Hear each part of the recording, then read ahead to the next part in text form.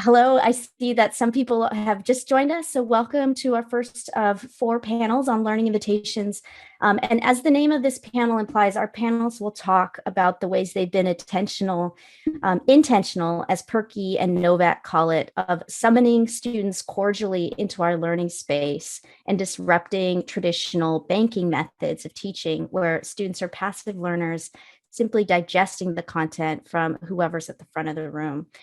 So these strategies are about inviting students into academic spaces by actively and thoughtfully considering who your students are, what they bring to the classroom, and what your students need in their learning experiences, as well as other strategies for helping students feel valued and seen as individuals. And so it's kind of cool to have had the student panel in the morning speak to the importance of this, and then to open our panels with a discussion of ways and strategies our instructors have been doing this. Our panelists, I see, are not quite highlighted yet, but we have Donald Barclay, Adam Fleener, Amanda Morellis, Susan Varnett, and Layla Wahab. So if you wouldn't mind introducing yourself, again, they'll share for 15 minutes and then we'll welcome dialogue. And so maybe just tell us, for sake of time, your name and what you're teaching. Well, I'll start. I'm Donald Barclay. I'm the Deputy University Librarian. I don't do a ton of teaching anymore, but I do get to work with students occasionally and do a little bit of teaching. My name is Adam Fleenor. I'm a TA at UC Merced. I also teach theory at Stan State. So I do both things. Hello, I'm Amanda Mireles. I'm an assistant teaching professor in sociology, and I teach courses like research methods, statistics, social family, and a whole other set of courses. I am excited to talk with all of you today. You're muted, Sue. Yeah, thank you, Sam. Good thing we have people in control. I'm Susan Varnett, and I teach writing in the writing program at UC Merced. And hi, everyone. I'm Layla. I'm a third-year PhD candidate in environmental systems, and I I've been a TA on courses like Introduction to Earth Science and Introduction to Soils. So. All right. And Donald, do you want to start us off? I will. So what I want to talk about is language and how language can separate students who are apprentice learners from academics. And as academics, we all acquire really specialized language, and we kind of forget that we acquire it. It seems natural to talk about whatever it is in our field, hermeneutics and deconstruction, and all these other terms that we throw around, and we forget that our students don't know that, the language. And so we have students who are struggling to learn our language, and how do we help them overcome that? And so as a librarian, I often help students who are trying to search, and computers, of course, are still pretty literal. We haven't hit the singularity yet where they have full artificial intelligence, and that's probably a good thing. Let me say that. We haven't hit the singularity as far as we know, right? So computers are pretty literal. They have algorithms, and we know those algorithms can be sometimes biased in certain ways, but what happens is students will search in their language, the language they know, which may be even the language of pop culture. So a psych student might be wanting to do a research paper, and they will search a term like split personality. Well, academic psychologists don't use that term. They use terms like dissociative identity disorder and so on. So students are using, quote, the wrong language because they don't know our language. So this is just a little trick I teach students. As I say, when you're searching a database, and if you're using your language, something that comes naturally to you, you're probably going to get a weird mix of results. You're going to get some stuff that's really like not academic at all, and you might get a few things that are academic, because you will sometimes luck into something. And so what I teach them to do is, look at the abstract of the article, look at the record for the article, and what you'll see very often is you'll see an abstract. In that abstract, there will be some very specific language, and oftentimes there will be something like a list of subject headings. I said, what you have to do is look at that list of subject headings and go, aha, I see this term is being used here. I don't really know this term, but I think this is what I'm really looking for. And then when you search that term, you're going to get a more refined, more academic focused set of results. Now, assuming academic is what you're looking for, which is not always the case because academic sources are not appropriate for every situation. But if that's what you're looking for, being able to do that. So a recent example, some students were looking for information about green vehicles and specifically legislation about green vehicles and so on. But we did a little looking and we found, what the expert language is things like zero emission vehicles or low emission vehicles. So by changing that language, we change the results. So again, it's really important for us to remember the students don't know our language. How do we share our language with them? And this little tip that I've learned for helping people translate normal human language into the language of academics, and I'm done. Thanks, Donald. We'll shift over to Adam. All right. Today I want to talk about how I help my students in my sociology contemporary theory class manage their cognitive load. So I had a couple of strategies.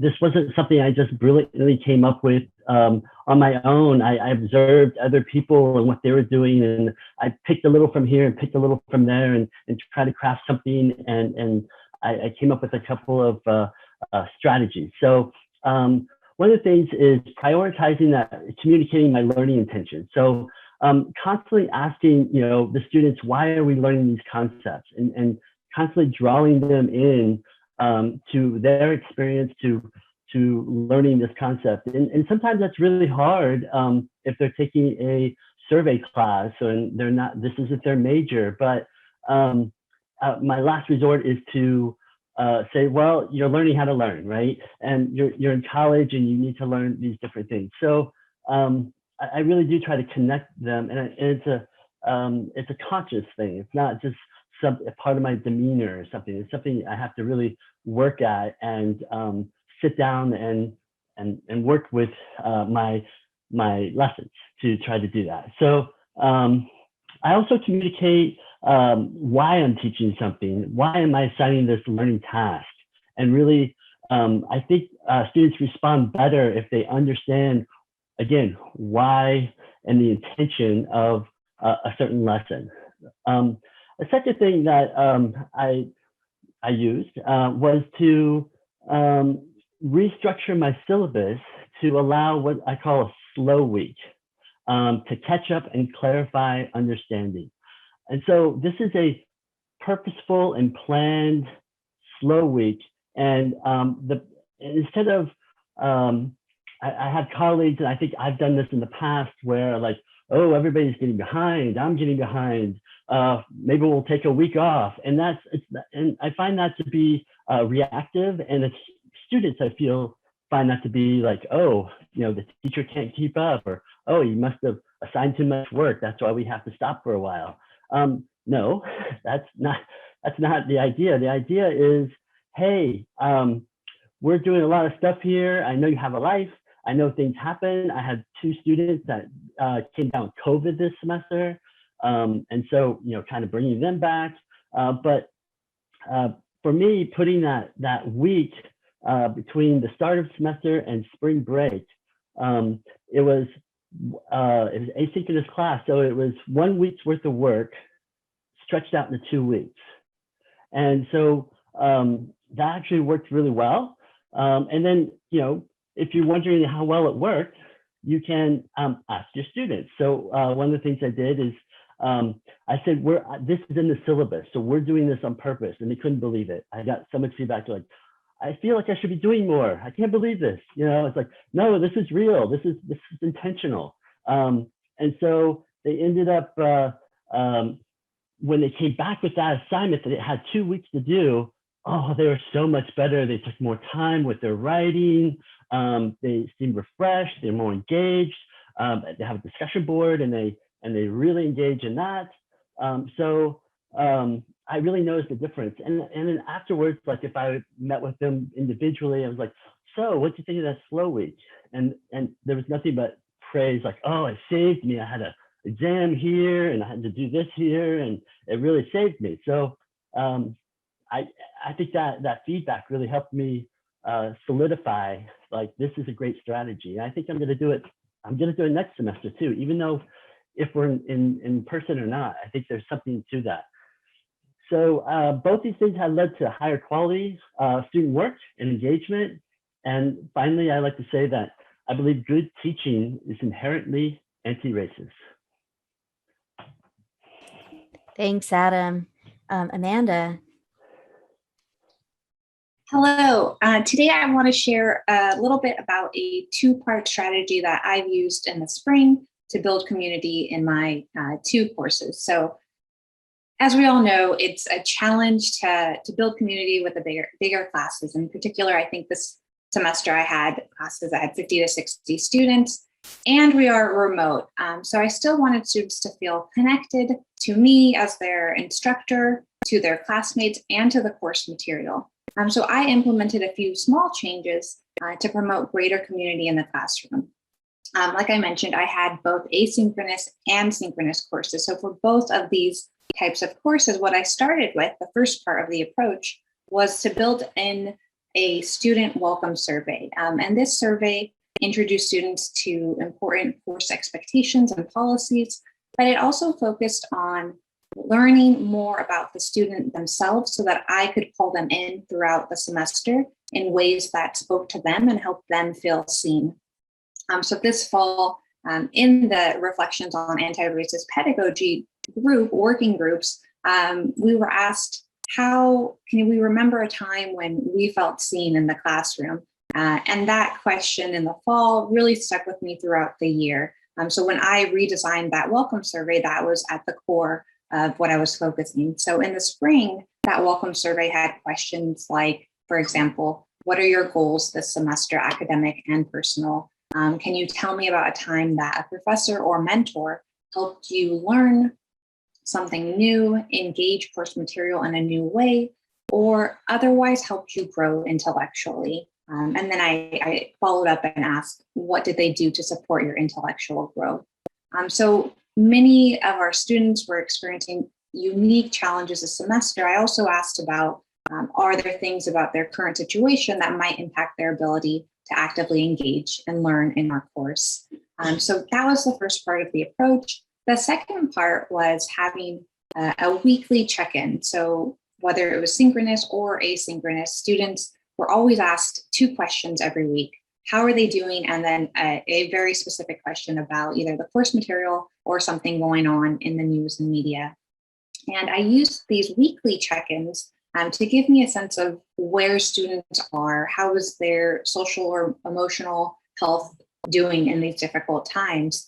So every week after the synchronous lecture, for example, and with the asynchronous, I would rotate and pick 4 to 5 students to personally email.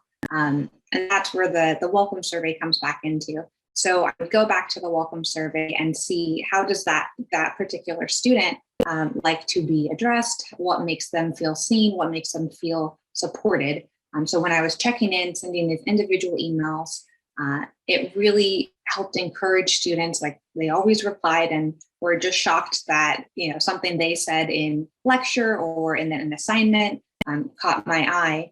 And I think it helped them share more about themselves as whole people, both with their classmates and with me as their instructor and with our wonderful teaching fellow. So another just quick example, because I'm almost out of time, is when a student mentioned in their welcome survey that, for example, they might be interested in a particular research topic, I always made sure to send a research article related to that topic to kind of pique their interest a little more into sociological research. Thank you. Thanks, Amanda. Sue Varnett. Hello again, everyone. I've been a faculty member in the Merit Writing program at UC Merced since the fall of 2007. And with very few exceptions, all students attending our campus engage in at least one writing course, which allows them access, inclusion, and empowerment on multiple cultural and linguistic levels. So my question beginning this academic year remotely was the following. With remote learning in particular, how do I create belonging and interaction in a new space for primarily first-year students who are forming their impressions of the university as well as their own collegiate identities? And honestly, I wanted the magic wand of a classroom and the dynamics of time and place it affords. And that was not an option. So by transitioning and translating approaches shared in this cohort of faculty, I thought about how students might unlearn pedagogical patterns, because I noticed that students came in with certain pedagogical expectations that weren't necessarily anti-racist. And so I wanted to challenge them and myself to unlearn pedagogical patterns that lead to distance and passivity. And I thought they might grow into anti-racist pedagogical agents and ambassadors themselves. So these were my big ideals, my hope for big impact, small changes. I came to think of students as not outgrowing former relationships they might have had with learning, but as outlearning them and learning beyond them, no longer fitting into the size of that. And so that prompted me to decenter the classroom space in subtle and obvious ways. So there were whole class check-ins with optional camera, each class, and we met synchronously, 4 hours a week. Having students in charge of the chat and customized notes to post for the class. Reflections in which they could share their life in educational circumstances and receive feedback. And reading or presenting as well as challenging material on slides. And then periodically, I would have students check in at the end of class to inform me about what worked, what might be changed and how, and what needed clarification. And I also would ask them like, what worked? And one time somebody said, the fact that you finally got a MiFi was really helpful. Like you didn't cut out. And so one student whom I taught in the fall and who added my class in the spring, after having been in a different section of the same course, remarked, I switched to this class because I wanted community and a feeling that we all mattered. I learned better that way. When I heard this comment, I realized my concern for taking the time in class to dialogue loosely would infringe upon the content learning, that was eclipsed by students who engaged deeply and with care, as they and I were reminded of the conceptual framework that you teach people, not subjects, as Elizabeth B. Beige writes in her research to examine teacher-student relationships as context for secondary literacy. And so this literacy, I hope, is characterized by empowerment and invention rather than by submission and rote retention. All right, thank you, Sue. And Layla. Well, good afternoon, everyone. I first want to say I'm so honored to be with you here all today. And also I really want to take a moment to just thank Sam and Eileen for being guides on this journey that I've been on. So I want to start off by saying that for the past year and a half, I've been doing my best to learn how to teach on hard mode. In other words, I've been learning how to teach and engage students in the classroom for the first time in my life, but not actually be in the classroom. My first time teaching during this pandemic was rough, and it's been a sea of Zoom boxes, breakout rooms, names but no faces, and difficulty in engagement. And so I wanted to disrupt this difficulty in engagement with students by making a slight change in how I interact with my students during each session that I had them. This semester, I was TAing an upper division Earth Sciences course, a soil laboratory, and trying to engage students in a methods-based course without a hands-on component has been a unique challenge. So this semester, before every single class, I asked students to check in with me, or a check-in question in an attempt to invite them to engage with me. These questions included, what is your favorite and least favorite aspect of remote learning? What is something new or surprising that you've learned about soils? How are you doing today? How did you feel about your past midterm? What's your favorite restaurant in Merced? What are you looking forward to this summer? Or Ask Me Anything days, where I let students ask me about whatever they wanted. So you can see that some questions are topical to the course, some are mundane, and some are just things I wanted to know about my students.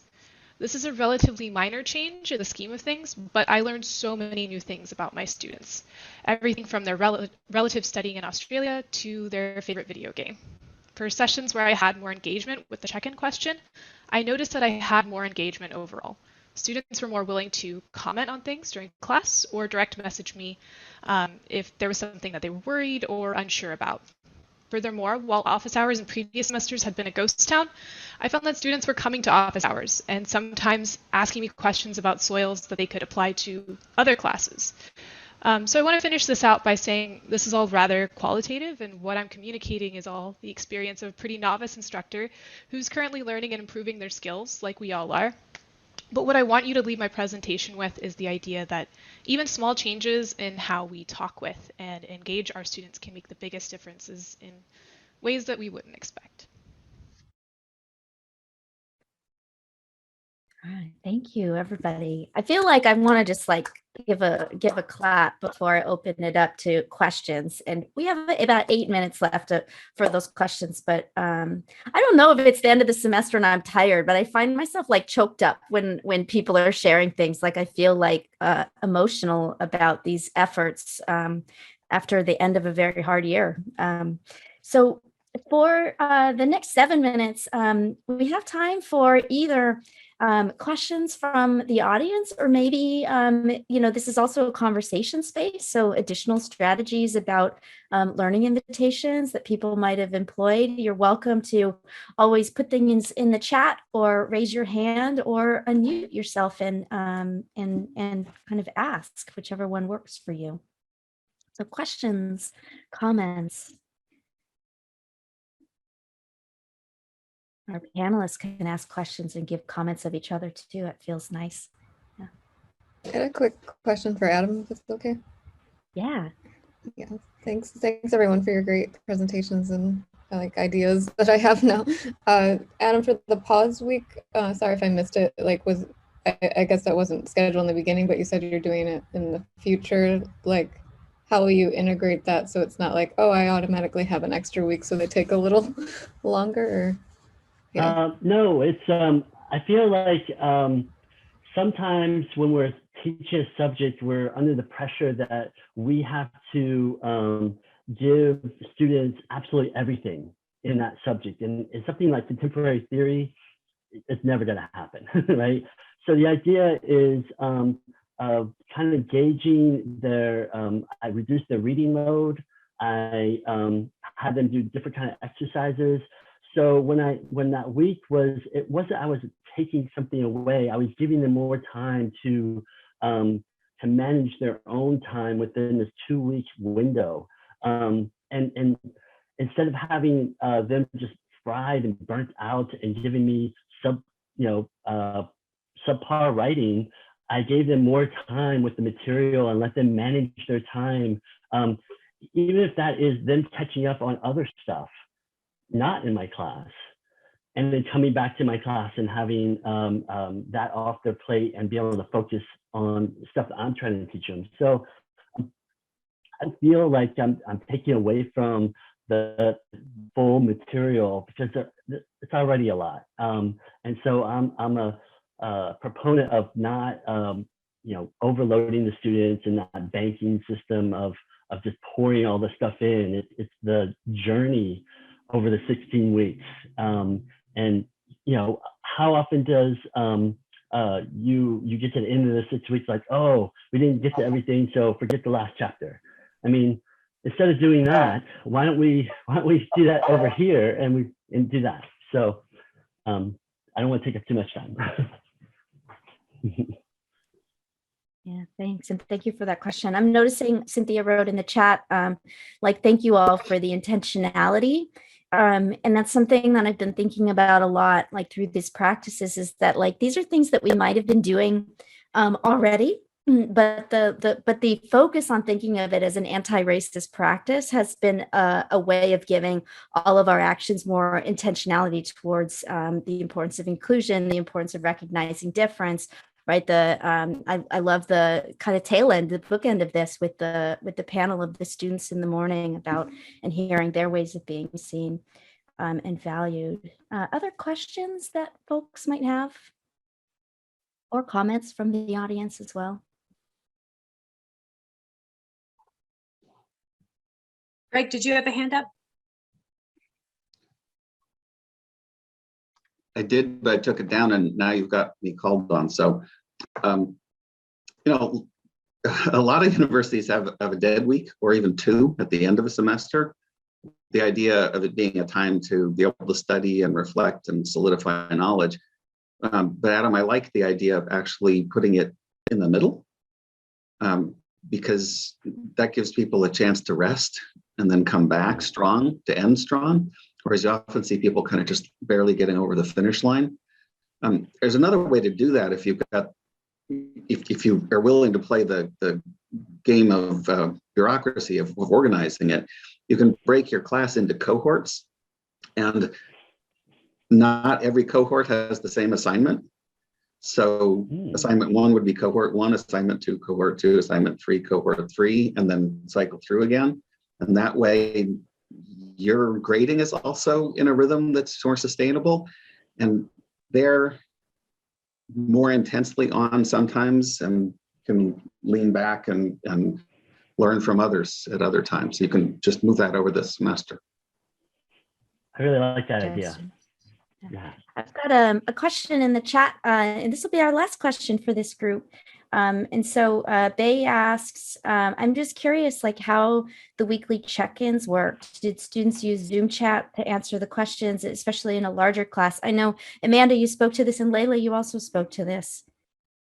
I don't know who, maybe Amanda, do you want to start with that? And then maybe Layla, we can have. Sure. So for my synchronous course, I had students send a personal DM, Zoom DM, a private message to me answering their check-in questions. And then immediately after lecture, I would go through and flag the people that I was going to follow up with. And that rotated throughout, I mean, every week it rotated.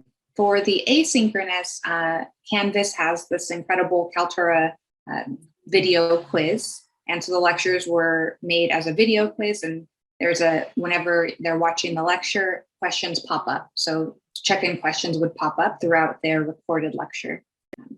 That's what I did. Yeah, thanks. Yeah, for me, it was mostly just a mix of just in voice in Zoom or mostly Zoom chat. So, yeah. Cool. Thank you all so much, and thank you again. And you know, we're at time, or like at least in the last like maybe 30 seconds of our time. So again, I just want to thank all of our panelists, not just for speaking and sharing. It takes a lot of courage to do this, especially like if you're new to this, and for being vulnerable and kind of being here to give your ideas, things that have worked for you. So again, I'm imagining everybody in this space would be clapping right now, but I'll just do the clapping, and I will turn it over to Eileen, who will introduce our next panel.